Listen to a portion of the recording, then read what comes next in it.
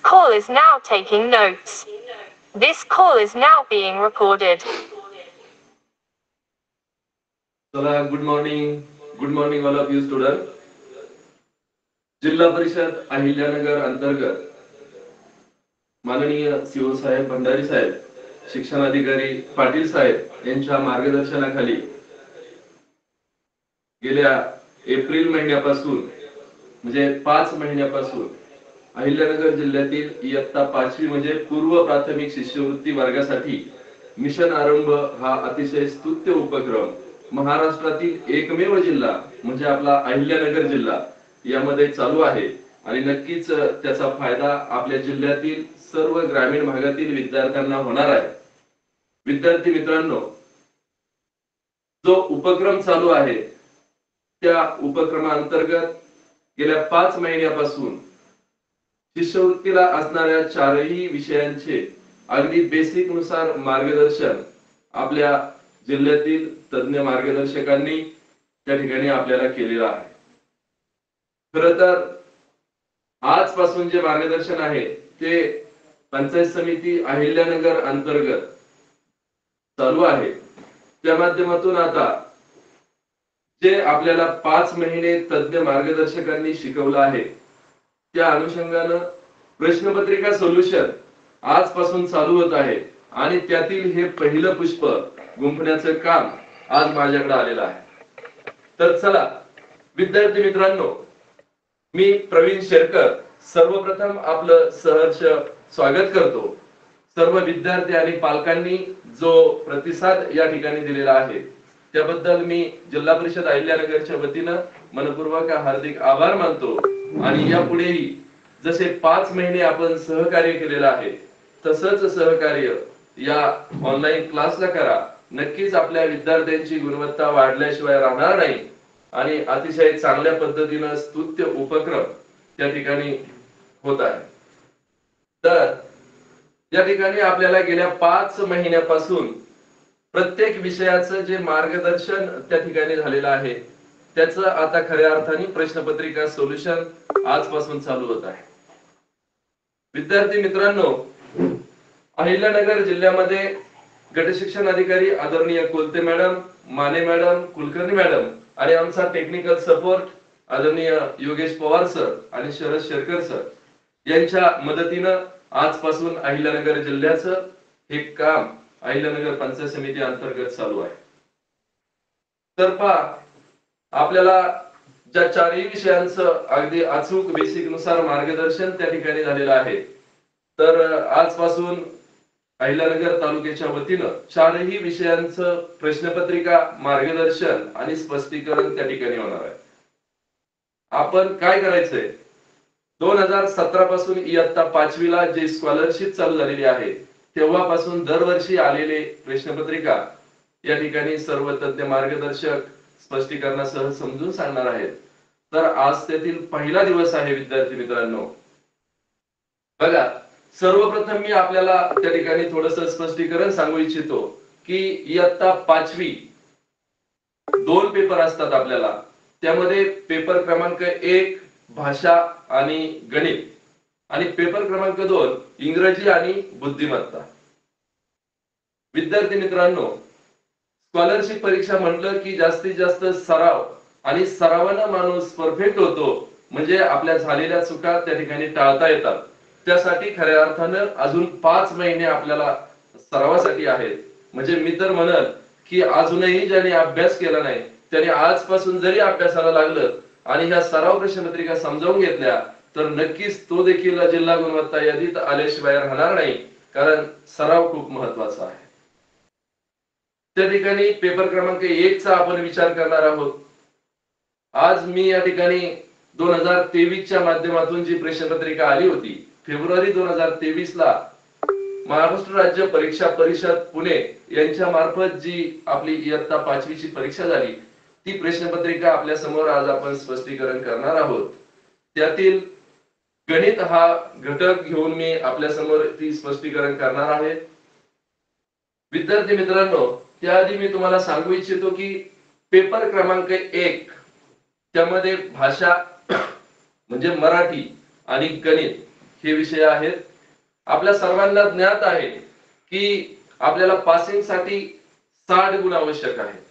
परंतु ऑनलाईन क्लासच्या माध्यमातून जे विद्यार्थी जॉईन झालेले आहेत ते विद्यार्थी हे 60 गुणावाले नाहीत, तर ते विद्यार्थी 240 230 प्लस असणारे विद्यार्थी आहेत.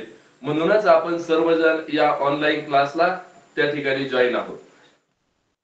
विद्यार्थी मित्रांनो, आपल्याला गुणवत्ता यादी जिल्हा आणि राज्य हे मिशन आरंभचं मुख्य उद्दिष्ट आहे आणि त्या माध्यमातून जिल्ह्यातील सर्वच विद्यार्थी त्या ठिकाणी जॉईन आहेत.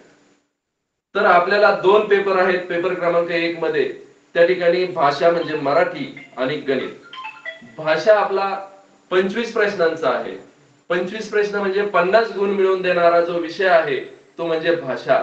आणि गणित हा विषय आपल्याला 50 प्रश्नांचा आहे, म्हणजे 100 गुण मिळवून देणारा विषय आहे.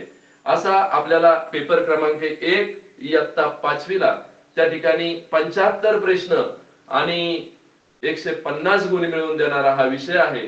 आणि शासनाच्या नियमानुसार 60 मार्काला पासिंग आहे. परंतु आपण सर्व गुणवंत विद्यार्थी असल्यामुळे आपल्याला 60 मार्क नाही तर 120 प्लस मार्क्स पाहिजेत, म्हणजे हे उद्दिष्ट आपल्या समोर आहे. विद्यार्थी मित्रांनो, आपण आजच्या या पेपरला काम करणार आहोत तो म्हणजे विभाग 2 मध्ये असणारा पेपर क्रमांक 1 चा विषय म्हणजे गणित. आता पहा, परीक्षा देताना सर्व बारीक बारीक गोष्टींचं मॅनेजमेंट आपल्याला जमलं पाहिजे. कारण नुसता अभ्यास झालेला असून उपयोग नाही, तर तो मांडता आला पाहिजे आपल्याला. आणि त्याच माध्यमातून आपण काय केलं पाहिजे, पेपर सोडवला पाहिजे.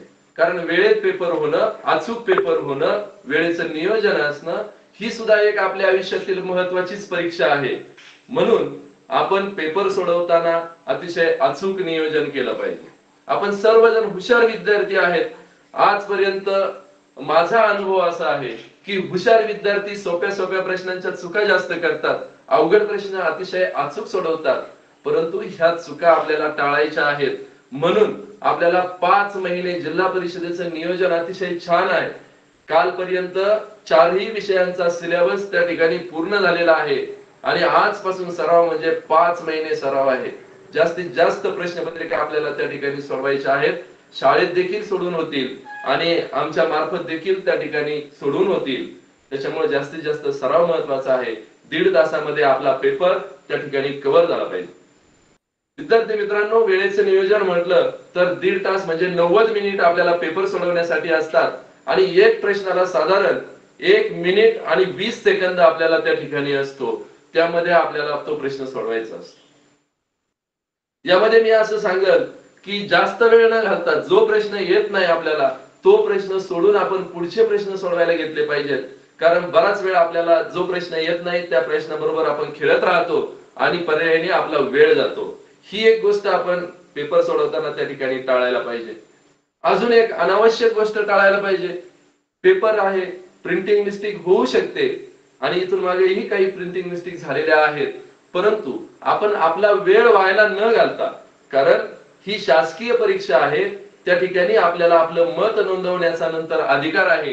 परंतु हुशार विद्यार्थी अतिशय एका प्रश्न वाचून कधी कधी गुणवत्ता यादीमध्ये राहून जातं. म्हणून आपण आपल्या वर्गावर असणारे जे सुपरवायझर आहेत किंवा केंद्र संचालक आहेत यांच्याकडे त्या प्रश्नाची कंप्लेंट करतो.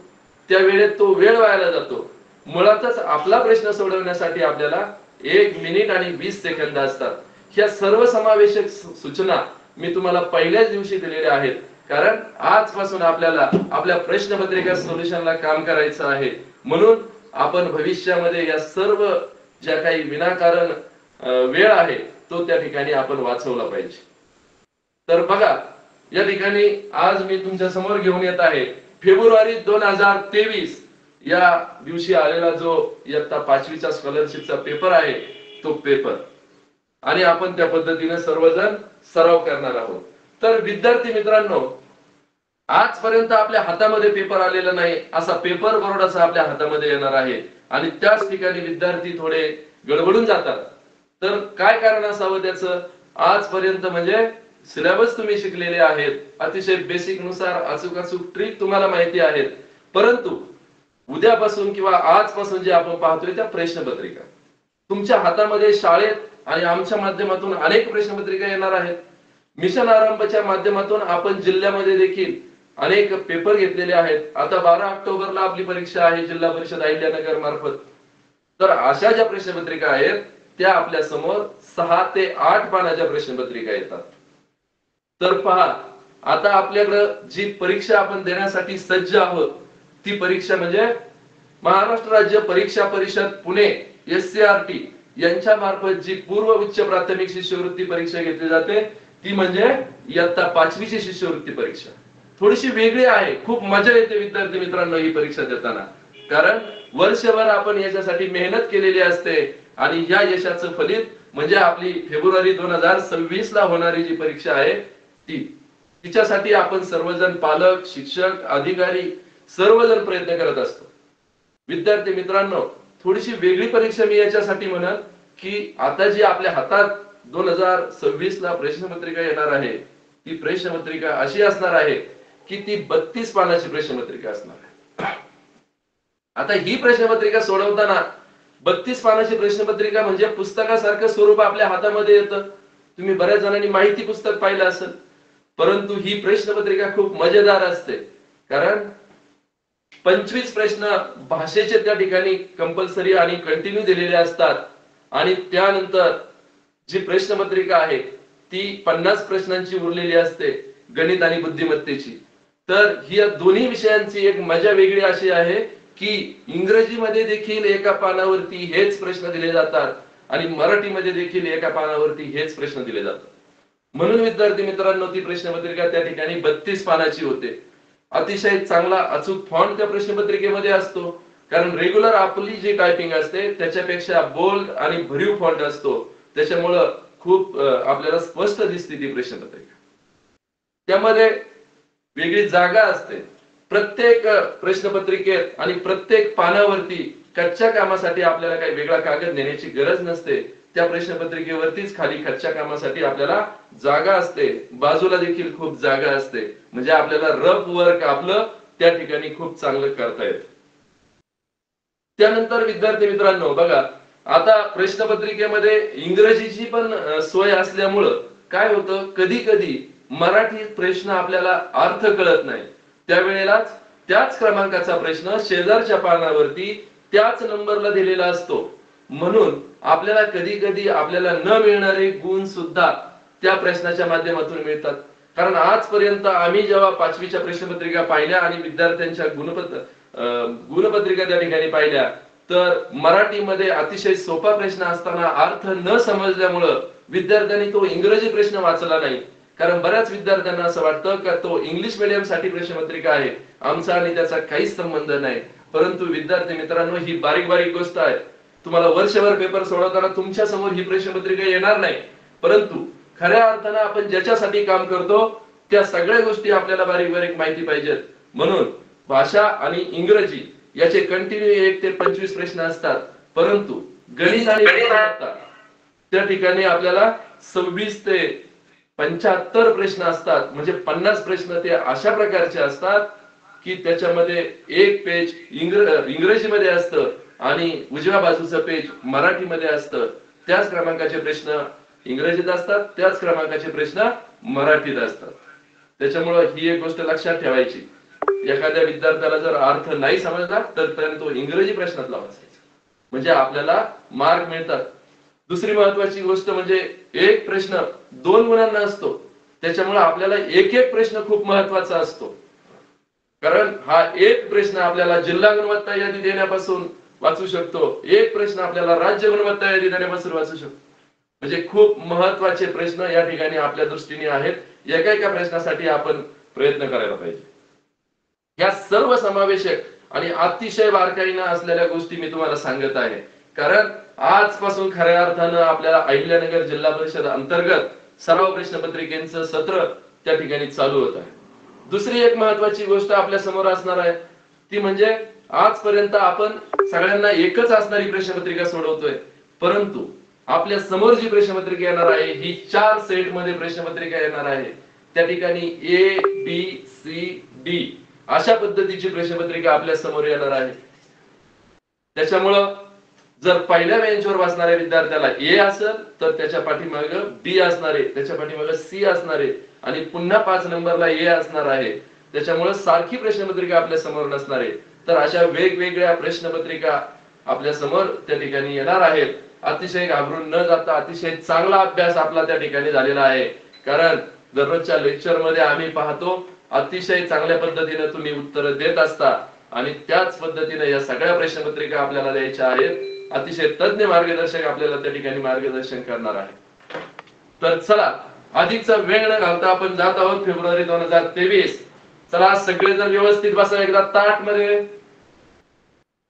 जर कोणी अजूनही ब्लँकेट आणि गोधडीत असेल तर लवकरात लवकर व्यवस्थित बसायचंय त्यांनी.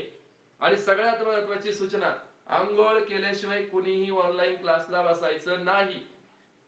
दररोज सकाळी आपण अतिशय फ्रेश वातावरणामध्ये त्या ठिकाणी ऑनलाईन क्लासला बसायचं आहे. आणि कारण आपण प्रसन्न जेव्हा असू तेव्हा आपलं मन स्थिर राहतं.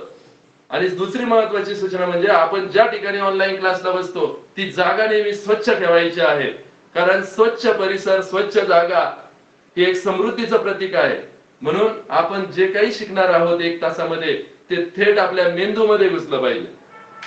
चला आता फेब्रुवारी 2023 च्या माध्यमातून आपल्या समोर प्रश्नपत्रिका त्या ठिकाणी ओपन झालेली आहे. माझा व्हिडिओ पण तुम्हाला त्या ठिकाणी दिसत असेल आणि प्रश्नपत्रिका पण तुमच्या समोर दिसत असेल. तर बघा आपण या ठिकाणी विभाग 2 म्हणजे गणिताचं बोर्डाला आलेली जी प्रश्नपत्रिका आहे त्याचं सोल्युशन त्या ठिकाणी घेणार आहोत. तर पेपर क्रमांक 1 विभाग 2 आणि बोर्डाची ए सेट असणारी प्रश्नपत्रिका आहे आपल्या समोर जी ओपन आहे ती. त्या ठिकाणी 9 पेज नंबर आहे बघा. तर बघा प्रश्नपत्रिका विभाग 2 मध्ये 26वा प्रश्नापासून गणित आणि बुद्धिमत्तेला त्या ठिकाणी चालू होते. तर 26वा प्रश्न मी तुमच्या समोर घेऊन येत आहे. तुम्हाला जर दिसत असेल त्या ठिकाणी मराठी माध्यमातून, कारण इंग्रजी माध्यमाचं सुद्धा पेज असतं विद्यार्थी मित्रांनो. पाठीमागचं पेज इंग्रजी माध्यमाचं आहे. तर बघा 26वा प्रश्न जो आहे तो आपल्या ठिकाणी असा आहे, दिलेल्या आकृतीला किती शिरोबिंदू असतात. आता बघा अतिशय सोपा प्रश्न, स्कॉलरशिपला येणारे अतिशय सोपे प्रश्न असतात परंतु ते फिरून फिरून विचारले जातात. कारण स्कॉलरशिप नाव त्याचं आहे आणि आपल्याला चुकवण्यासाठी खऱ्या अर्थाने ही परीक्षा असते. काही प्रश्नांमध्ये आपल्याला नको ते शब्द दिलेले असतात म्हणजे आपण त्या शब्दांवरती जास्त विचार करायला पाहिजे आणि आपल्याला वेळ कमी मिळाला पाहिजे हा उद्देश त्यामागे खऱ्या अर्थाने असतो. तर बघा दिलेल्या आकृतीला किती शिरोबिंदू आहेत. आता विद्यार्थी मित्रांनो जी काही आकृती आपल्या समोर आहे त्या आकृतीमध्ये जे फक्त 2 रेषा जोडून वरच्या बाजूला जे टोक आहेत त्याच ठिकाणी आपण काही काही शिरोबिंदू मोजतो. मग ते शिरोबिंदू आहेत का? आतमध्ये असणारे देखील शिरोबिंदू त्यामध्ये आहेत. तर बघा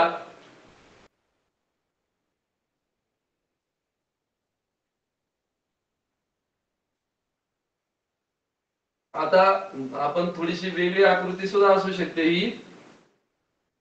तर बघा समजा अशा प्रकारची एक आकृती तुमच्या समोर आहे. अशा प्रकारचे प्रश्न तुम्हाला त्या ठिकाणी विचारले जातात आणि शिरोबिंदू विचारतात. तर काही विद्यार्थी ना बऱ्याच वेळा हा शिरोबिंदू धरत नाही म्हणून तो मोजायचा राहून जातो. मग आपण काय करतो 1 2 3 4 5 6 7 आणि समजा इथे 8. तर अशा पद्धतीचं. आणि विद्यार्थी मित्रांनो सगळ्यात महत्वाची सूचना, आपण कच्चं काम केलं पाहिजे. कारण कोणतंही रफ काम केलं नाही तर आपला उत्तर बरोबर येईलच असं नाही. म्हणून बुद्धिमत्ता आणि गणित कोणताही प्रश्न असो आपण त्या ठिकाणी प्रश्नपत्रिकेवरती पेन्सिलने किंवा पेनाने रफ काम केलं पाहिजे. प्रत्यक्ष मांडणी केली पाहिजे. आता ज्या प्रमाणे प्रश्न येणार आहेत त्याप्रमाणे आपण ह्या सगळ्या सूचना आणि बारीक बारीक ट्रिक तुम्हाला त्या ठिकाणी देणार आहे. तर बघा अशा स्वरूपाची किंवा वेगवेगळ्या आकारांची आपल्याला आकृती येते आणि हे शिरोबिंदू आपण त्या ठिकाणी लिहिले पाहिजेत. आणि पर्याय क्रमांक खाली असतात. पर्याय क्रमांक 1 असतो 8, त्यानंतर पर्याय क्रमांक 2 असतो 6, पर्याय क्रमांक 3 त्या ठिकाणी दिलेला असतो 5 आणि पर्याय क्रमांक 4 त्या ठिकाणी दिलेला असतो 16. तर बघा अशा पद्धतीचे पर्याय आणि प्रश्न त्या ठिकाणी असतात. आपल्याला अतिशय आनंद होतो.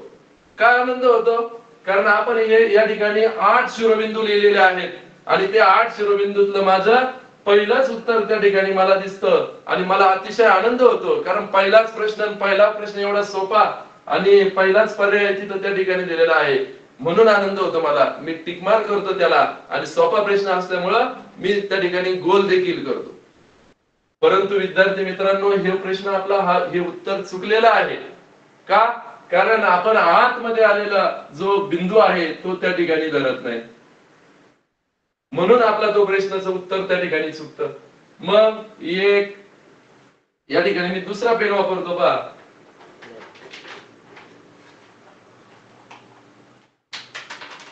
बघा 1 2 3 पहा या ठिकाणी मी पहिले त्या ठिकाणी लिहिलेले जे आहेत ते तुम्ही कशा चुका करता ते आपण दाखवले तुम्हाला. हा तर पहा 1 2 3 4 5 6 7 8 9 10 11 12 13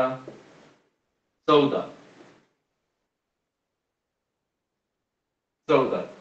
तर बघा या आकृतीमध्ये दिलेल्या आकृतीमध्ये वेगवेगळ्या प्रकारची आकृती येईल, कारण इथं मी त्या पद्धतीचा डायग्राम काढलेला नाही. परंतु तुम्हाला परीक्षेला कोणत्याही प्रकारचा स्टार येऊ शकतो, कोणत्याही प्रकारची आकृती येऊ शकते आणि अतिशय सोपा प्रश्न तो आहे. त्या ठिकाणी तुम्हाला शिरोबिंदू म्हणजे काय? कोणत्याही दोन रेषांना जोडणाऱ्या बिंदूला त्या ठिकाणी आपण शिरोबिंदू म्हणतो. जसा वर्तुळाचा केंद्रबिंदू असतो मध्यभागी असणारा, तसा दोन रेषांना त्या ठिकाणी जोडला जातो आणि ते जो बिंदू असतो त्याला शिरोबिंदू त्या ठिकाणी म्हणतो आपण. आणि या पद्धतीनं अतिशय अचूक आपण जर मांडणी केली आणि लिहिले नंबर लिहायचे त्या ठिकाणी, तर आपलं उत्तर चुकणार नाही. म्हणून पर्याय क्रमांक 3 त्या ठिकाणी त्या आकृतीचा बरोबर असणार आहे. तर बघा यामध्ये कधी कधी गोंधळ असा होतो की आपण उत्तर बरोबर सोडवतो, पेन्सिलने किंवा पेनाने त्या पर्यायाला टिक करतो आणि आपल्याला गोल करताना मात्र जास्त घाई असते आणि मग त्यावेळेला आपण 3 नंबरला टिक केलेलं असतं, उत्तर पण बरोबर असतं, पण कधी कधी गोल आपण त्या ठिकाणी 2 नंबरला किंवा 4 नंबरला करतो. कारण एकदा विद्यार्थी मित्रांनो गोल केल्यानंतर आपल्याकडे कोणतीही ती सोय नाही का ते मी जसं या फळ्यावरचा आता आपण हे पुसू शकतो तसं उत्तर पत्रिकेवरच पुसू शकत नाही, व्हाईटनर वापरू शकत नाही. त्यामुळं गोल करताना आपलं जे उत्तर आलेलं आहे ते अचूक पद्धतीने नोंदवलं गेलं पाहिजे, तेव्हा आपल्याला त्या ठिकाणी 2 गुण त्या ठिकाणी मिळणार आहेत.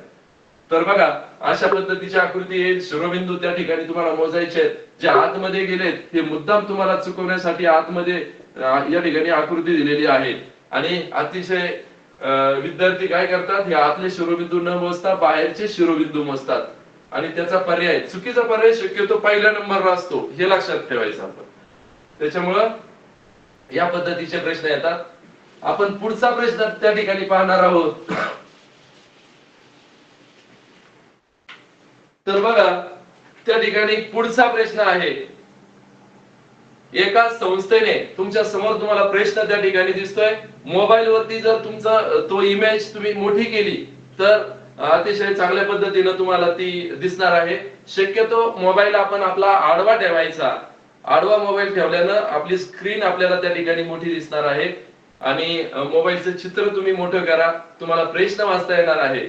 आणि ज्या वेळेस मी फळ्यावरती सांगतोय त्यावेळेस तुम्ही त्या स्क्रीनला पिन करून ठेवा तुमच्याकडे. तर बघा त्या ठिकाणी दुसरा प्रश्न त्या ठिकाणी आपल्याला दिलेला आहे, एका संस्थेने शाळेतील मुलांना देण्यासाठी 65 किलोग्रॅम 500 ग्रॅम मिठाई आणली. बघा संस्थेनं खाऊ आणलेला आहे विद्यार्थ्यांसाठी. 60 किलोग्रॅम 200 ग्रॅम मिठाईचे वाटप करण्यात आले, तर किती मिठाई शिल्लक राहील? खूप सोपं आहे, फक्त आपल्याला काय करायचंय ते कळलं पाहिजे. बेरीज आणि वजाबाकी सारखे प्रश्न त्या ठिकाणी दिलेले आहेत. परंतु विद्यार्थी मित्रांनो आपण त्या ठिकाणी मापन महत्व मापन यामध्ये हा घटक त्या ठिकाणी तुम्ही शिकलेले आहात वर्षभर. त्या ठिकाणी तुम्हाला ग्रॅम, किलोग्रॅम, त्याचं प्रमाण हे सगळं तुम्हाला माहिती आहे. त्याच्यामुळे हे 500 ग्रॅम, 250 ग्रॅम, 750 ग्रॅम याची ओळख आपल्याला यापूर्वी तज्ञ मार्गदर्शकांनी ज्यावेळेस शिकवलं त्यावेळेस आपल्याला करून दिलेली आहे आणि त्याचा उपयोग आता प्रश्नामध्ये आपल्याला करायचा आहे. कारण अर्धा पाव पाऊन हे आपल्याला या धारकता या घटकामध्ये झालेलं आहे आणि त्यामध्ये आपल्याला त्या ठिकाणी अर्धा पाव पाऊनची ओळख झालेली आहे. तर बघा यामध्ये 65 किलोग्रॅम आणि 500 ग्रॅम मिठाई आणलेली आहे. प्रश्न नीट वाचायचा, आपण प्रश्न बारीक वाचायचा. त्या प्रश्नामध्ये काय काय गोष्टी दिलेल्या आहेत याच्याकडे आपण सगळ्यांनी व्यवस्थित लक्ष दिलं पाहिजे. प्रश्नात काय करायला सांगितलंय आणि काय करायला सांगितलं नाही या दोन गोष्टी महत्वाच्या आहेत. आणि आपण नेमकी अशी घाई झालेली असते आपल्याला का जे करायला सांगितलं नाही तेच करतो, म्हणून आपला प्रश्न त्या ठिकाणी चुकतो. आपल्याला येत असतं आणि मग घरी आल्यानंतर आपण आईला सांगतो, आपल्या शिक्षकांना सांगतो, माझा हा प्रश्न चुकला, मला हा प्रश्न येत होता, परंतु आपल्या घाईमुळे तो प्रश्न चुकतो. तर बघा त्या संस्थेने काय केलं होतं, 65 किलोग्रॅम आणि 500 ग्रॅम मिठाई आणली होती. किती आणली होती विद्यार्थी मित्रांनो? 65 किलोग्रॅम आणि 500 ग्रॅम आणली होती आणि 60 किलोग्रॅम आणि 200 ग्रॅम मिठाईचे वाटप करण्यात आले. एकूण किती आणली होती त्यांनी? एकूण आणली होती 65 किलोग्रॅम आणि 500 ग्रॅम आणि त्यातून वाटप करण्यात आली म्हणजे कमी झाली त्यातून मिठाई ती. मग कमी होणे म्हणजे काय, वजाबाकी होणे, हे दुसरी तिसरी पासूनच आपण त्या ठिकाणी शिकलेलो आहोत. तर त्या 65 किलोग्रॅम आणि 500 ग्रॅम एकूण मिठाई मधून काय केलेलं आहे, 60 किलोग्रॅम आणि 200 ग्रॅम मिठाईचे 60 किलोग्रॅम आणि 200 ग्रॅम मिठाईचं त्या ठिकाणी काय केलंय, वाटप केलंय. हे लक्षात ठेवायचंय. त्याच्यानंतर आपण जे कच्चं काम करतो ते काम प्रश्नपत्रिकेच्या त्या प्रश्नाच्या बाजूलाच करायचंय. म्हणजे 65 63 होत नाही आणि 67 होत नाही. त्याच्यानंतर आपलं काही ग्रॅम, 1 ग्रॅम जरी तुमचं चुकलं तरी आपलं उत्तर त्या ठिकाणी चुकणार आहे आणि वेळ बराच त्या ठिकाणी व्हायला जाणार आहे. म्हणून त्या ठिकाणी आपल्याला ते काम व्यवस्थित करायचं आहे. एकूण मिठाई मधून तेवढी मिठाई वाटली म्हणजे कमी केली तर आपल्याला अचूक त्या ठिकाणी काय करायची, वजाबाकी करायची आहे. त्या ठिकाणी 5 मधून 2 गेलेले आहेत, 3 राहिलेत म्हणजे 300 ग्रॅम शिल्लक राहिलेला आहे आपल्याकडे. त्याच्यानंतर त्या ठिकाणी 6 मधून 6 गेले 0 म्हणजे आपल्याकडे राहिलेला आहे 5 किलो आणि 300 ग्रॅम शिल्लक. तर बघा पर्याय क्रमांक आपला 4 त्या ठिकाणी बरोबर दिलेला आहे. किती? 5 किलोग्रॅम आणि 300 ग्रॅम. म्हणजे या पद्धतीनं आपल्याला अतिशय बारीक मांडणी करायची आणि प्रत्येक काम करताना तुम्ही कच्चं काम करा, रफ वर्क त्या ठिकाणी करा. म्हणजे काय होईल, आपल्याला आपलं गणित कोणतंही चुकणार नाही. त्याच्यानंतर पहा पुढचा प्रश्न आहे विद्यार्थी मित्रांनो. बरेच प्रश्न तुम्हाला असे येणार आहेत का त्याची आकृती दिली जाणार नाही, परंतु आकृती न देता आपल्याला त्या प्रश्नाचं सोल्युशन त्या ठिकाणी करायचं आहे. मग असा कोणता प्रश्न आहे बरं? वर्तुळाची त्रिज्या 2 सेंटीमीटर आहे. आता आपण ज्या वेळेस वर्तुळ, आयत, चौकोन, त्रिकोण हे घटक तुम्ही शिकले आहेत त्याच्यात या प्रश्नात आलेले जे शब्द आहेत ते तुम्ही बारकाईनं ऐकलेले आहेत, अभ्यासलेले आहेत. म्हणून वर्तुळाची त्रिज्या 2 सेंटीमीटर आहे. वर्तुळाची त्रिज्या 2 सेंटीमीटर आहे. एक जीवा 3 सेमी आहे. तर वर्तुळाच्या सर्वात मोठ्या जीवेची लांबी किती सेंटीमीटर आहे? विद्यार्थी मित्रांनो जे एकक आपल्याला दिलेले आहेत पहा, मी त्या ठिकाणी एक प्रश्न सांगत असताना अनेक प्रश्नांना हात घालतोय कारण आपल्या या बारीक बारीक चुका त्या पद्धतीनं होत असतात. तर बघा जे मीटर, मिलीमीटर, सेंटीमीटर या बारीक बारीक गोष्टी त्या ठिकाणी आपल्याला दिलेल्या आहेत त्यावरती लक्ष दिलं पाहिजे आपण. तर पहा वर्तुळाची त्रिज्या किती आहे? 2 सेंटीमीटर. प्रश्न तुमच्या समोर आहे आणि मी जे सोल्युशन सांगतोय त्या ठिकाणी इथं पाहायचं आहे कारण एकदम बारीक बारीक गोष्ट त्या ठिकाणी समजावून घ्यायची आहे तुम्हाला. कारण सर्वात मोठा वर्तुळाची त्रिज्या म्हणजे वर्तुळाचा व्यास त्या ठिकाणी सर्वात मोठी जीवा असते. कारण जीवा, त्रिज्या, व्यास हे आपल्याला वर्तुळ ज्या वेळेस तुम्ही शिकलेले आहेत त्यावेळेस तुम्हाला त्या ठिकाणी सांगितलेलं आहे. आणि त्रिज्येच्या दुप्पट त्या ठिकाणी नेहमी काय असतो बघा, व्यास असतो. हे एक वर्तुळ आहे, हे वर्तुळ तुमच्या समोर दिलेलं आहे आणि हा वर्तुळाचा एक काय आहे, केंद्रबिंदू आहे.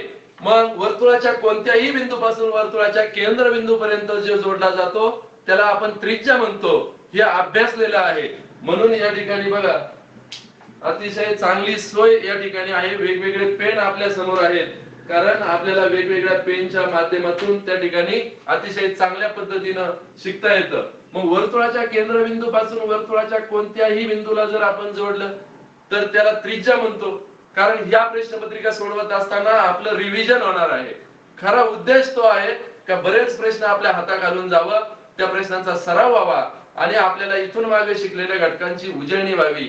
म्हणून अतिशय चांगला उपक्रम त्या ठिकाणी दिलेला आहे.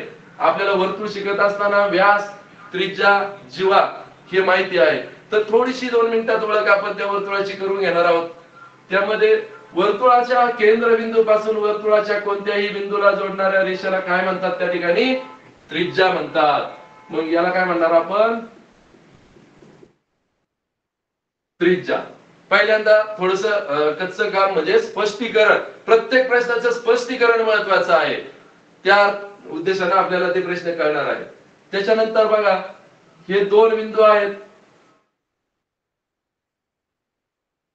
या रेषेला आपण काय म्हणणार आहे सांगा बरं तुम्ही मला. चला ताट बसा, पुन्हा एकदा सगळे इकडे या. काय म्हणणार आहे आपण, वर्तुळाचे जे 2 बिंदू आहेत त्यांना जोडलेला आहे. कारण वर्तुळाच्या एका बिंदूला जोडला आणि केंद्रबिंदूला जोडलं त्याला त्रिज्या म्हटलो आपण. मग आता वर्तुळाचे 2 बिंदू एकमेकांना जोडतोय आपण, त्याला काय म्हणणार आहे आपण बघा. तर त्याला म्हणणार आहे आपण जीवा. त्याला काय म्हणणार आहे आपण, जीवा. तर बघा त्रिज्या झाली, जीवा झाली. प्रश्नामध्ये अजून एका शब्दाचा उल्लेख त्या ठिकाणी आलेला आहे, तो म्हणजे कोणता, तर व्यास. कोणत्या प्रश्नाचा उल्लेख आलेला आहे, व्यास. आता व्यास म्हणजे काय, वर्तुळाच्या केंद्रबिंदूतून जाणाऱ्या आणि वर्तुळाच्या 2 बिंदूंना जोडणाऱ्या रेषेला काय म्हणतात, त्या ठिकाणी व्यास म्हणतात. तर बघा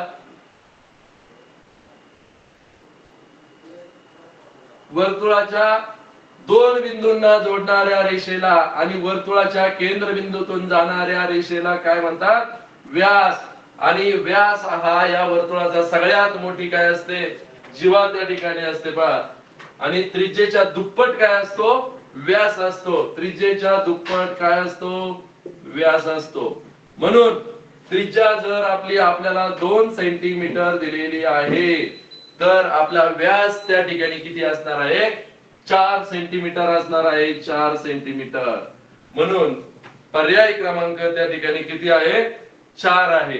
पहा हे शब्द आपल्या प्रश्नामध्ये आलेले आहेत आणि प्रत्येक प्रश्नाच्या माध्यमातून आपल्याला त्या पूर्ण घटकाची बारीक बारीक उजळणी होती, स्पष्टीकरण आपल्याला मिळतं आणि आपल्याला झालेले जे आहे ते रिव्हिजन होण्यास मदत होते.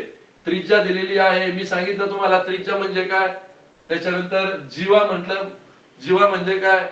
त्याच्यानंतर व्यास म्हणजे काय, तर व्यास नेहमी त्रिज्येच्या दुप्पट असतो. कधी कधी याच्या उलटा प्रश्न तुम्हाला दिलेला असतो, व्यास त्या ठिकाणी दिलेला असतो प्रश्नामध्ये व्यास आणि तुम्हाला त्रिज्या विचारली जाते. मग व्यास जर 10 सेंटीमीटर दिला असेल, पहा प्रश्न सोडून आपण थोडस याच्या उलटा पण प्रश्न कसा विचारला जातो याचं पण रिव्हिजन पाहिलं पाहिजे. जर 10 सेंटीमीटर तुम्हाला व्यास त्या ठिकाणी दिला असेल आणि तुम्हाला त्या प्रश्नाची त्रिज्या विचारली तर आपल्याला माहिती पाहिजे का व्यासाच्या निम्मी काय असते, त्रिज्या असते. म्हणून 10 चे निम्मे जे होतात विद्यार्थी मित्रांनो ते 5 सेंटीमीटर होतात आणि ती असणारे आपली त्रिज्या. म्हणजे या पद्धतीने आपण जास्तीत जास्त परीक्षेला त्या प्रश्नांचा सराव केला पाहिजे. तर ही गोष्ट एक लक्षात ठेवायची. लिहून घेत असाल काही तर लिहून घ्या किंवा स्क्रीनशॉट तुम्ही त्यावेळेला काढू शकता. कारण दररोज वेगवेगळे आपले जे शिक्षक आहेत हे आपल्याला वेगवेगळ्या प्रश्नपत्रिका घेऊन आपल्या समोर येणार आहेत. त्यामुळं जास्तीत जास्त सराव तुमचा त्या ठिकाणी होणार आहे.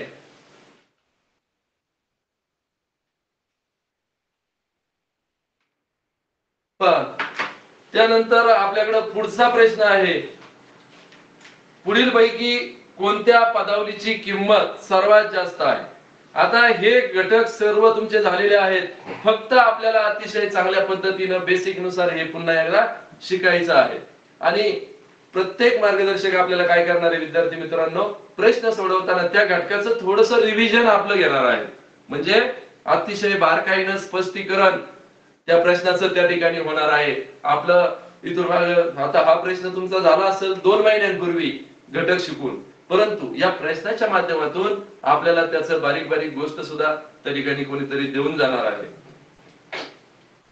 तर पहा, पुढील पैकी कोणत्या पदावलीची किंमत सर्वात जास्त आहे. आता पदावलीचे नियम थोडेफार आपल्याला माहिती आहेत. काय माहिती आहेत तर बघा, पदावलीमध्ये जर कंस दिलेला असेल, पदावलीमध्ये जर कंस दिलेला असेल तर सर्वप्रथम आपल्याला काय करायचंय, तो कंस सोडवायचा आहे. त्याच्यानंतर मी दुसरा नियम तुम्हाला त्या ठिकाणी सांगेल.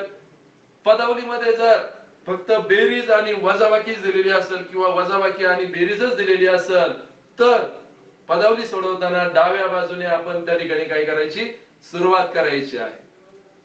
त्यानंतर मी तिसरा नियम तुम्हाला सांगेल. पदावलीमध्ये जर गुणाकार भागाकार दिलेला असेल किंवा भागाकार आणि गुणाकार दिलेला असेल तरी देखील डाव्या बाजूने आपण आपल्या त्या पदावलीची सुरुवात व्यवस्थित करायची आहे. तर बघा, या प्रश्नामध्ये 4 पदावल्या दिलेल्या आहेत. त्या पदावल्या त्या ठिकाणी मी तुमच्या समोर मांडतोय. 6 वजा 3 गुणिले 3, त्याच्यानंतर 10 अधिक 3 कंसात 3 अधिक 3, त्याच्यानंतर 10 गुणिले 3 अधिक 3 आणि 3 गुणिले 3 अधिक 10. तर बघा विद्यार्थी मित्रांनो, त्या ठिकाणी 4 पर्याय दिलेले आहेत आणि ह्या 4ही पर्यायाच्या पदावल्या तुम्हाला दिलेल्या आहेत. कोणीही घाई करायची नाही आणि तोंडी उत्तर लिहिण्याचा प्रयत्न करायचा नाही. आपण जरा त्या प्रत्येक प्रश्नाकडे व्यवस्थित पाहायचं आणि प्रत्येक पर्यायाच्या पुढे आपण त्याचे उत्तर लिहायचे आणि मग पुन्हा एकदा आपण काय करायला पाहिजे, प्रश्न विचारायला पाहिजे, प्रश्न वाचायला पाहिजे. तर काय, पुढील पैकी कोणत्या पदावलीची किंमत सर्वात जास्त. मी दुसरी एक तुम्हाला या ठिकाणी गोष्ट सांगून जाईल, ती म्हणजे काय, प्रश्न आपल्याला काय विचारलाय आणि शेवटी काय विचारलंय त्याच्या खाली अंडरलाईन करायची. शेवटी काय विचारलंय म्हणजे आपला फोकस कशावरती झाला पाहिजे, शेवटी काय विचारलंय आपल्याला त्याच्यावरती झाला पाहिजे. तर बघा विद्यार्थी मित्रांनो, सर्वात जास्त आहे हे विचारले त्यांनी, सर्वात कमी आहे पण विचारू शकतात. त्याच्यामुळं प्रश्न नीट वाचायचा. तुम्हाला जी पदावली त्या ठिकाणी दिलेली आहे त्यामध्ये आपल्याला सोडवायची आहे ती, कारण याच्यामध्ये पहिल्यांदा वजा आहे, नंतर गुणिले आहे. 10 वजा 3 गुणिले 10 वजा 3 आणि 3 गुणिले 3. यामध्ये जर वजाबाकी गुणाकार असेल तर सर्वप्रथम आपल्याला गुणाकाराची किंवा भागाकाराची असणारी क्रिया त्या ठिकाणी करायची आहे. तर किती आहेत, 3 गुणिले 3, 3 त्रिक 9, म्हणजे त्या ठिकाणी 10 वजा 9 बरोबर या पदावलीचं उत्तर येतं 1. त्यानंतर 2 नंबरची पदावली त्या ठिकाणी दिलेली आहे आपल्याला बघा, 10 अधिक 3 अधिक 3. पहिल्यांदा कंस सोडवायचा आहे. पहिला नियम मी तुम्हाला सांगितला होता, म्हणून 3 आणि 3 किती येतात रे, 6. त्या ठिकाणी या ठिकाणी बघा फक्त 10 अधिक आहे, 10 अधिक आणि कंसात 3 अधिक 3. हा, मग 10 अधिक 6 त्या ठिकाणी किती होतात, 16 होतात. त्याच्यानंतर तिसरा पर्याय तुम्हाला त्या ठिकाणी दिलेला आहे, 10 गुणिले 3 अधिक 3 म्हणजे याचं आहे 30 अधिक 3 बरोबर किती होतात रे, 33. आणि या ठिकाणी होतात 3 गुणिले 3 9 अधिक 10 बरोबर 19. असे अचूक उत्तर आपल्या समोर पाहिजे, कारण कोणताही प्रश्न सोडवताना तुम्हाला तुमच्या समोर प्रिंटेड प्रश्न असतो, तुम्हाला फक्त तो बारीक वाचायचा असतो आणि त्याचं स्पष्टीकरण त्या ठिकाणी थोडक्यात, खूप मोठं स्पष्टीकरण नाही लिहायचं, परंतु कच्चं काम आपण करायचं आहे. मग ज्या पद्धतीने मी या ठिकाणी असं मांडलेलं आहे त्याच ठिकाणी तुम्ही तसं मांडू शकता. पदावलीचे नियम माहिती आहेत. जर बेरीज वजाबाकी गुणाकार भागाकार एकाच क्रियेमध्ये असेल तर पहिल्यांदा बेरीज वजाबाकी न करता गुणाकार भागाकारापैकी जी क्रिया पहिली आहे ती क्रिया आपल्याला त्या ठिकाणी करायची आहे. आणि बेरीज आणि वजाबाकीच असेल तर डाव्या बाजूने आपण त्या पदावलीची काय करतो, सुरुवात करतो. त्या पद्धतीनं हे बघा, हे सगळ्या पदावलींचे उत्तर मी त्या ठिकाणी काढलेले आहेत, चारही पर्यायांचे. आणि आता प्रश्न आपण त्या ठिकाणी पुन्हा वाचायचा आहे. शेवटी काय विचारलंय, पुढील पैकी कोणत्या पदावलीची किंमत सर्वात जास्त आहे. सगळ्यांच्या किमती आपण काढून घेतलेल्या आहेत. मग आपली सगळ्यात जास्त असणारी किंमत त्या ठिकाणी 33 आलेली आहे.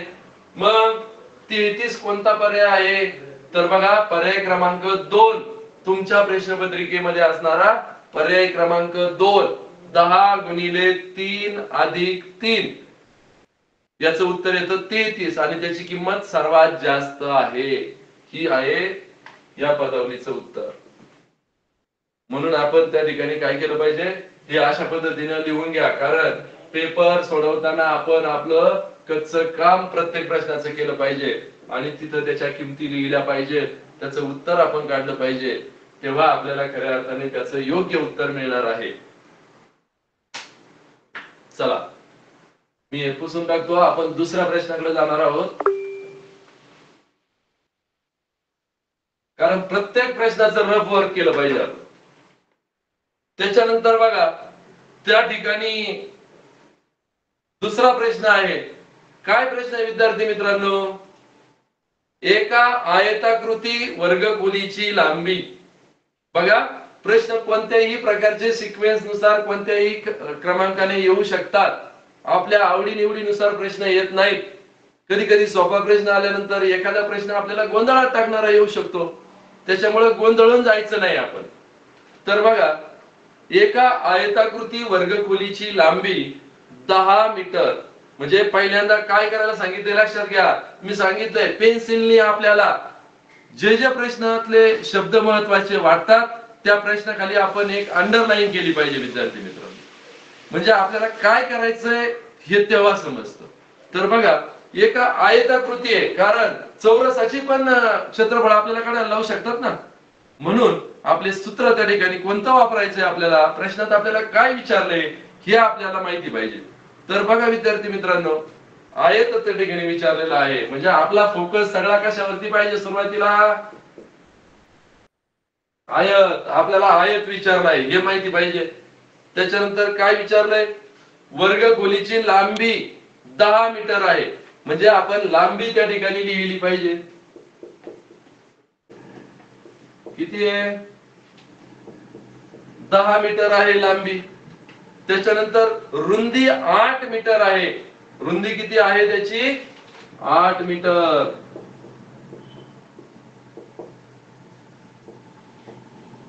8 मीटर. कारण प्रत्येक प्रश्न खूप 4-4 ओळीचा प्रश्न असतो आणि त्यावेळेस आपला गोंधळ होतो. का, आपण नीट बारीक वाचत नाही म्हणून. त्याच्यामुळं त्या प्रश्नात काय दिलेलं आहे सगळ्यात पहिलं उत्तर काढण्याआधी त्याच्या खाली फोकस करा. पेन्सिलने त्याच्या खाली अंडरलाईन करा. जसं मी सांगितलं का, एका आयताकृती वर्गखोलीची लांबी 10 मीटर व रुंदी 8 मीटर आहे. त्या वर्गखोलीत फरशी बसवण्यासाठी एका चौरस मीटरला 30 रुपये खर्च येतो. बघा मजुरी द्यावी लागते. फरशी बसवण्यासाठी एका चौरस मीटरला 30 रुपये याप्रमाणे किती मजुरी द्यावी लागणार आहे. आता याच्यात मजुरी द्यायची, आपल्याला आयताचं क्षेत्रफळ काढायचं आहे. बघा त्याच्यानंतर लांबी तुम्हाला दिलेली आहे. कारण जेव्हा चौरसाचं क्षेत्रफळ काढायचं असतं तेव्हा लांबी रुंदी दिलेली नाही, त्या ठिकाणी एकच बाजू दिलेली असते. आपल्याला आयताचे, त्रिकोणाचे, वर्तुळाचे आणि चौरसाचे काही गुणधर्म आपल्याला बेसिक नुसार शिकवलेले आहेत. त्यांच्या बाजू कशा असतात ही आपल्याला कल्पना आहे. त्याच्यामुळे प्रश्नामध्ये आपल्याला गोंधळून टाकणारे शब्द जास्त प्रमाणात असतात. म्हणून हा प्रश्न बघा, आयतामध्ये एक वर्गखोली आहे आणि त्याला फरशी बसवायची आहे. लांबी रुंदी आपल्याला त्या ठिकाणी दिलेली आहे. मग आपल्याला आयताच्या क्षेत्रफळाचं सूत्र त्या ठिकाणी माहिती पाहिजे. तर आयताचे क्षेत्रफळ बरोबर काय आहे आपण ते त्या ठिकाणी वापरायचे. आयताचे क्षेत्रफळ बरोबर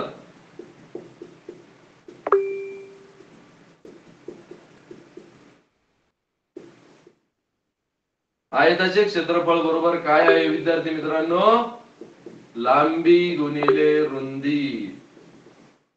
मग आपल्याला काय करायचंय त्या किमती टाकून घ्यायच्यात, कारण प्रश्नामध्ये आपल्याला जे काही शब्द दिलेले आहेत ते त्याच्या किमती पहिले टाकून घ्यायच्या तुम्ही.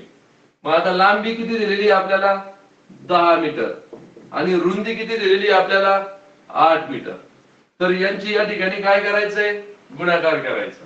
किती येणार आहे 80. आता काय विचारलंय आपल्याला प्रश्नातला पहिला भाग आपण काढून घेतलेला आहे. त्याचं क्षेत्रफळ त्या ठिकाणी आलेलं आहे, त्याचं क्षेत्रफळ आपल्याला आलेलं आहे 80 मीटर. 80 मीटर आलेलं आहे. आता काय करायचंय वर्गात फरची बसवण्यासाठी एका चौरस मीटरला 30 रुपये खर्च आहेत. किती रुपये खर्च आहे 30 रुपये. मग एकावरून अनेकांच्या किमती ज्यावेळेस आपल्याला काढायच्या आहेत त्यावेळेस आपण कोणती क्रिया करतो विद्यार्थी मित्रांनो, चला सांगा लवकर पटापट. एकावरून अनेक वस्तूंची गोष्टींची जेव्हा आपल्याला किंमत काढायची असते त्यावेळेला आपण गुणाकार करतो. म्हणून 80 चौरस मीटर आपलं उत्तर ज्या ठिकाणी आले क्षेत्रफळ आले त्या प्रत्येक चौरस मीटरला आपल्याला 30 रुपये खर्च आहे. म्हणून त्या ठिकाणी आपल्याला काय करायचंय 80 गुणिले 30. 80 गुणिले 30. मग आता याचा गुणाकार आपण जर व्यवस्थित केला तर येणार आहे आपला 2400 रुपये. एवढा खर्च येणार आहे, कारण विचारलाय खर्च मग तो रुपयात येणार आहे. क्षेत्रफळ विचारलं होतं इथं चौरस मीटर आपलं उत्तर आलं होतं. म्हणून बघा चौरस मीटर आपण घेतलंय, प्रत्येक चौरस मीटरला 30 रुपये खर्च आहे. म्हणून 80 चौरस मीटर गुणिले 30 केले आपण तर आपलं 0,0,0,0,0 आणि 8 त्रिक 24 असं 2400 रुपये. गणितामध्ये अजून एक गोष्ट आपण शिकलोय काय, संख्यांचे गट करणे. म्हणजे पहिल्या 3 संख्यांचा एक गट करायचा, त्याच्यानंतर एकदम बारीक स्वल्पविराम त्या ठिकाणी आपण द्यायचा आणि नंतर 2-2 संख्यांचे गट करायचे.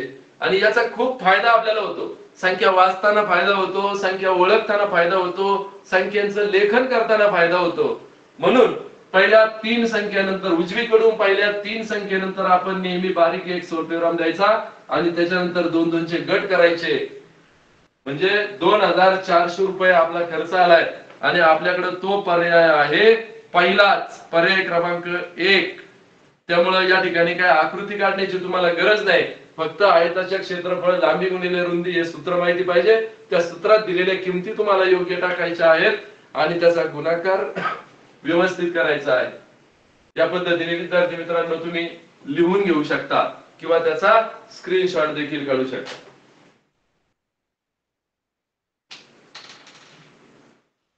चला आपल्याला जायचंय आता पुढच्या प्रश्नाकडे. बघा अतिशय चांगल्या पद्धतीनं रिव्हिजन तुमची या ठिकाणी आजपासून होत आहे. हे सर्व प्रश्न आणि समजून तुमचं झालेलं आहे, फक्त आता त्याची रिव्हिजन चालू आहे. आणि एवढ्या लवकर 5-5 महिने जर आपली रिव्हिजन होत असेल तर यश आपल्यापासून खूप दूर नाही. अतिशय चांगल्या पद्धतीने मी सांगितलं सुरुवातीला का ज्याने अजूनही अभ्यासाला सुरुवात केलेली नाही त्याने आजपासून जरी अभ्यासाला सुरुवात केली तरी तुम्ही नक्कीच जिल्हा आणि राज्य गुणवत्ता तयारी देऊ शकता. एवढी सोपी परीक्षा आहे. तर बघा पुढचा प्रश्न आहे 0.17 हा दशांश अपूर्णांक कशा प्रकारे लिहिता येणार नाही. म्हणून मी म्हणलं प्रश्न नीट वाचा. हा दशांश अपूर्णांक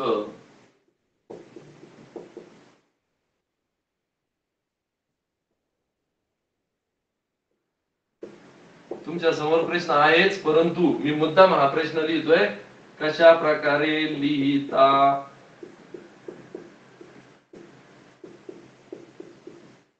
येणार नाही. बघा आता कशा प्रकारे लिहिता येणार नाही मी जसं सांगितलं तुम्हाला, पेन्सिलने काय करायचंय, त्या प्रश्नामध्ये काय आलं आणि काय नाही आलं, कशा प्रकारे लिहिता येणार आहे हे पण विचारू शकत होते. प्रश्नात आपल्याला बारीक बारीक गोष्टी माहिती पाहिजेत. कमाल शब्द माहिती पाहिजे, किमान शब्द माहिती पाहिजे, अचूक शब्द माहिती पाहिजे. म्हणून प्रश्नात काय आलेलं आहे विद्यार्थी मित्रांनो, त्यावरती आपला फोकस करायचा. आता लिहिता येणार नाही विचारलंय त्यांनी. लिहिता येणार आहे हा पर्याय पहिलाच आहे आपला, परंतु 4 पर्याय ज्यावेळेस दिलेले असतात आपल्याला, त्यावेळेला एकच पर्याय आपला बरोबर असतो. चुकून असा एखादा प्रश्न असतो का त्याचे 2 पर्याय असतात, आणि असं भाषा आणि इंग्रजी याला दिलेलं असतं का वरील सर्व पर्याय बरोबर, म्हणजे त्यावेळेला 3 पर्याय दिलेले असतात आणि 4था पर्याय असतो वरील सर्व पर्याय बरोबर. मग कधी कधी आपल्याला त्या ठिकाणी जास्त 90% 4थाच पर्याय बरोबर असतो. याच्यावरती जास्त बारकाईने आपलं विचार करायचा आहे. तर बघा, याच्यामध्ये लिहिता येणार नाही अशा पद्धतीचा आहे. मग आपल्याकडे काय पर्याय दिलेले आहेत बरं? 17 त्या ठिकाणी 100 दिलेला आहे. 2 नंबरचा पर्याय आपल्याकडे आहे 10/100 अधिक 7/100. 3 नंबरचा पर्याय त्या ठिकाणी दिलेला आहे 10 अधिक 7/100. आणि 4 नंबरचा पर्याय त्या ठिकाणी दिलेला आहे 10 अधिक 7/100. तर बघा, यामध्ये आपल्याला काय विचारलंय त्यांनी? यामध्ये आपल्याला विचारलंय लिहिता येणार नाही अशा प्रकारचा. कशा प्रकारचा? 0.17 या प्रकारचा दशांश अपूर्णांक कोणत्या पद्धतीने लिहिता येणार नाही. तर बघा विद्यार्थी मित्रांनो, पहिलाच त्या ठिकाणी आपल्याला त्या पद्धतीने लिहिता येतोय 0.17. त्यानंतर दुसरा जर पाहिला आपण तर 10 आणि 7 किती होतात? 17 छेद दिलेले त्या ठिकाणी 100. तिसरा काय आहे? तिथे पण 17 होतो छेद 100. आता इथं 10 अधिक 7/100 त्या ठिकाणी छेद नाही दिलेला त्यांनी. मग छेद नाही म्हणजे छेद 1 असतो. ज्या ठिकाणी छेद नाही त्या ठिकाणी छेद 1 असतो. हे अपूर्णांकात आपण त्या ठिकाणी शिकलेलो आहे. परंतु त्या ठिकाणी जर तिरकस गुणाकार केला त्यांचा तरीही ती बेरीज त्या ठिकाणी येत नाही. म्हणून यातला अयोग्य पर्याय आहे क्रमांक 4. पहा, आणि जो विचारलाय लिहिता येणार नाही, तर पर्याय क्रमांक 4 आपल्याला या पद्धतीने दशांश अपूर्णांक लिहिता येत नाही. त्या पद्धतीने आपण प्रश्न समजावून घेतला पाहिजे. याचा स्क्रीनशॉट काढून घ्या किंवा समजावून सांगत असताना तुम्ही ते लिहून घेऊ शकता.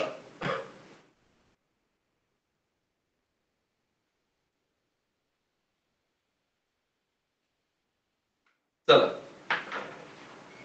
त्यानंतर बघा, मी जसं सांगितलं ना, आपल्याला जे शब्द येतात ना विद्यार्थी मित्रांनो, त्याच्यावरती आपण लक्ष फोकस करायचं. प्रश्न क्रमांक 32 तुमच्या समोर काय दिलेला आहे बघा बरं का. आता दिलेल्या पर्यायांपैकी अचूक विधान कोणते? अचूक विचारले आणि शेवटी काय विचारले त्याच्या खाली अंडरलाईन करा पेन्सिलने, म्हणजे आपल्याला आपलं योग्य उत्तर ओळखण्यासाठी मदत होते त्या ठिकाणी. बघा, अचूक पहिला पर्याय आहे काय?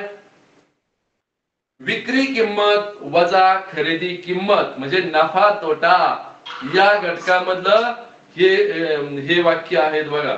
तर पहिला पर्याय त्या ठिकाणी काय दिलेला आहे? विक्री किंमत वजा खरेदी किंमत बरोबर नफा.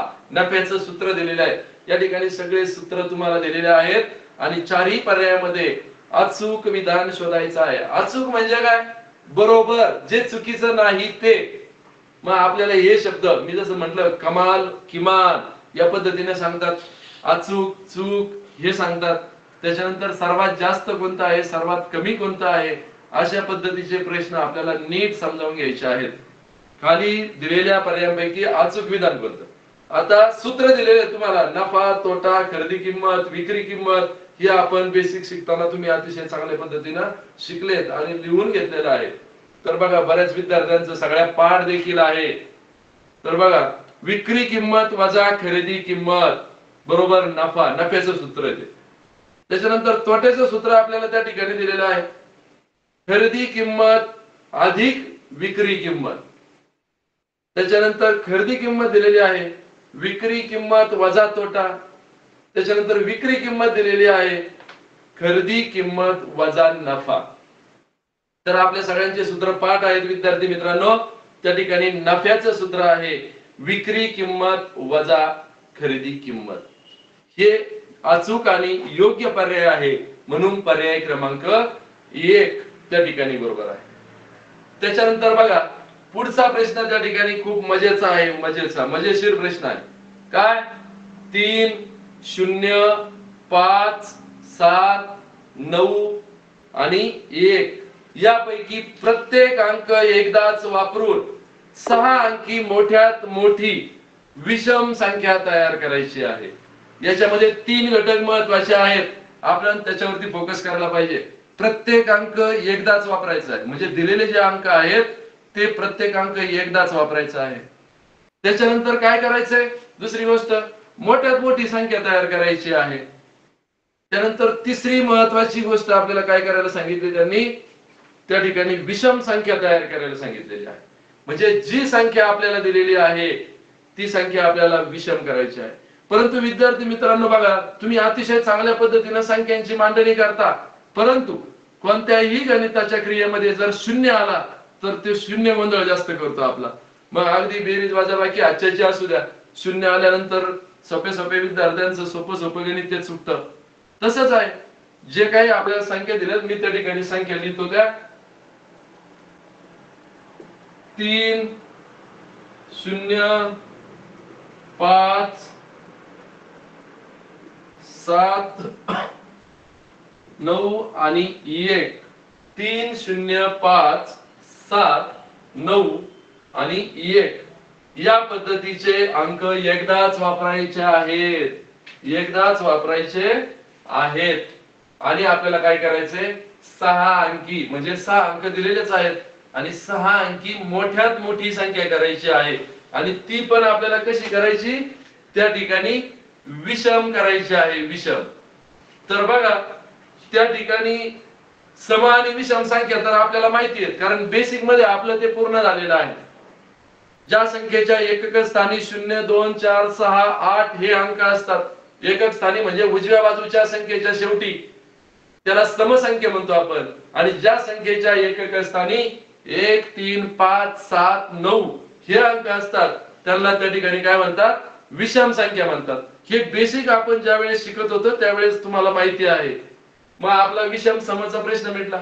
6 अंकी संख्या वापरायच्या, दिलेले अंक 6 आहेत. फक्त शून्याचा वापर कसा करायचा आहे ते लक्षात ठेवा. मी थोडी ऍडव्हान्स गोष्ट तुम्हाला सांगतो, आपल्याला मोठी करायची, परंतु लहानात लहान संख्या तयार करत असताना त्या ठिकाणी शून्याचा वापर कसा करायचा त्याचा गोंधळ होतो. म्हणून लहानात लहान संख्या तयार करताना डाव्या बाजूला सगळ्यात किती अंकी संख्या असू द्या, डाव्या बाजूला सगळ्यात लहान अंक जर 0 असेल तर त्याच्यापेक्षा मोठा अंक कोणता आहे तो पहिल्यांदा घ्यायचा आणि 2 नंबरला त्या ठिकाणी शून्याचा वापर करायचा. आपल्या सर्वांना माहिती आहे, मी जर या ठिकाणी असं लिहिलं आहे तर त्या शून्याला किती किंमत राहिली, 5च किंमत झाली ना आपली. शून्याची काही किंमत राहिली का, नाही. आणि जर मी या पद्धतीने लिहिलं तर त्या शून्याची किंमत वाढलेली. त्या ठिकाणी बघा, शून्य जरी आपण एकक स्थानाकडे लिहिलेला आहे, परंतु त्या शून्याने खूप मोठी किंमत त्या दशकाला दिलेली आहे. त्याची किंमत 50 झालेली आहे. 50 विद्यार्थी मित्रांनो, मग 50 रुपये म्हणा, 50 लाडू म्हणा, नाहीतर 50 चॉकलेट म्हणा, तर या पद्धतीने त्याची किंमत झाली. आणि या बाजूला जर डाव्या बाजूला फक्त शून्य लिहिला तर त्याची 5च झाली. एखाद्याने म्हणले, नाही सर मला हे वरचा द्या, वरचा, तर वरचा दिला तर तुला 5च लाडू भेटतील. बरोबर आहे की नाही, दिवाळी आपली जवळ आलेली आहे आता. आणि खालचा जर शून्य एखाद्याने घेतला माझ्याकडून तर त्याला मी किती लाडू देणार आहे, 50. म्हणून या शून्याची किंमत मोठी आहे. आणि हे प्रश्न इथं खूप सोपा प्रश्न आला याला, परंतु असे पण प्रश्न तुम्ही आता इथून पुढे ज्या प्रश्नपत्रिका सोडवणार आहेत या प्रश्नाला धरून असे पण प्रश्न आलेले आहेत की लहानात लहान संख्या तयार करता त्यावेळेला आपल्याला खरं या शून्याचा कस त्या ठिकाणी लागतो. आणि त्यावेळेस मी एक संख्या करून दाखवतो फक्त तुम्हाला. पहा त्या ठिकाणी शून्यापेक्षा मोठी संख्या कोणती या संख्यांमध्ये? मग एक आहे. एक नंतर त्या ठिकाणी शून्य वापरा. आणि मग एक नंतर मोठी संख्या कोणती दिलेली त्यामध्ये? 3, 5, 7, 9 ही तुमची लहानात लहान संख्या होणार आहे. म्हणजे ही महत्वाची गोष्ट आहे, त्या ठिकाणी लिहून घ्या तुम्ही. असे खूप प्रश्न परीक्षेला आलेले आहेत आणि त्यावेळेला मुलं शून्य वापरायचं आहे कुठं हे समजत नसल्यामुळं सगळ्यात सुरुवातीला शून्य वापरतात. कारण 6 अंक आहेत हे विद्यार्थ्याला माहितीये, म्हणून 0, 1, 3, 5, 7, 9 असं वापरतात आणि पर्याय क्रमांक एकच असतो, म्हणून त्या विद्यार्थ्याने तो पर्याय क्रमांक नोंदवलेला असतो आणि त्याचं उत्तर चुकलेलं असतं. तर विद्यार्थी मित्रांनो, ही चूक करायची नाही. 2 गुण मिळवून देणारा हा प्रश्न आहे. मी तुम्हाला त्याचं स्पष्टीकरण व्यवस्थित सांगितलंय का डाव्या बाजूला शून्यापेक्षा मोठा असणारा जो काही अंक असेल, 1 असेल, 3 असेल, 5 असेल, तर तो अंक पहिल्यांदा आपण त्या ठिकाणी घ्यायचा आहे आणि त्याच्या शेजारी आपण मग शून्य द्यायचा आहे. तर एवढा प्रश्न आपण त्या ठिकाणी पूर्ण करूया. आता बघा आपल्याला काय विचारलंय? 3, 0, 5, 7, 9 आणि 1 या 6 अंकामध्ये मोठ्यात मोठी संख्या तयार करायची आहे आणि ती पण कशी पाहिजे? विषम पाहिजे आपल्याला. मग आपल्याकडे बघा पर्याय दिलेले आहेत भरपूर. मग त्याच्यामध्ये काही कट सिस्टीम सुद्धा आपल्याला वापरायची बरं का, वेळ वाचण्यासाठी. हुशार मुलांनी त्याचा उपयोग करायचा तुमच्यासारख्या. कसा वापर करायचा?